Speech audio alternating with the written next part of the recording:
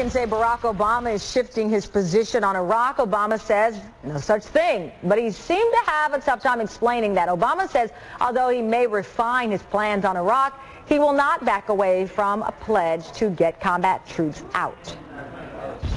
As Commander-in-Chief, I would always reserve the right to do what's best in America's national interests. And if it turned out, for example, that we had to in certain months slow the pace because of the safety of American troops in terms of getting combat troops out, of course we would take that into account. I would be a poor Commander-in-Chief if I didn't take facts on the ground into account. Peter Slutsky is a blogger and co-host of the online radio show Doublespeak. JP Freire is a managing editor with American Spectator. So, Peter, I know that Obama and his campaign are blaming John McCain and the Republicans for this dust-up and kind of mincing words here, but does he have himself to blame for this firestorm and that he chose the word refinement? I don't know if he has himself to blame. I mean, politics is a chess match, and when you make the wrong move, sometimes you expose, you give an opening to your opponent. But I think that this is really what it comes down to is this is a little bit of a made-up, manufactured controversy. The president sets the mission, and what Obama is talking about is setting a mission to responsibly withdraw troops. If the facts on the ground change and the commanders give him indication that he needs to refine the way the withdrawal happens, then that is what the commander-in-chief needs to do. He needs to be open to that.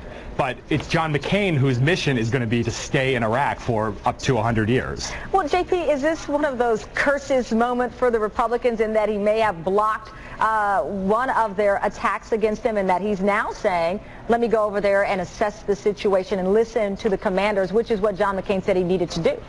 No, not at all. I don't think that he's winding up going to deflect anything. If anything, he's actually going to run into more problems because of this switch, because he doesn't have very much experience, and beyond that, he already has a record of sort of being Machiavellian about what policies he's going to pursue.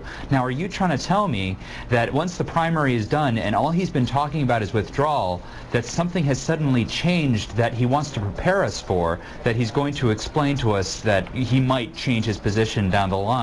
I mean, that's a little too much to assume. I can't buy that. Well, Peter, it's interesting. I was talking with someone yesterday who described himself as an independent voter, and her reaction to this refining decision, or what Obama was explaining, she said, "What a politician! I never knew. This guy is a real politician."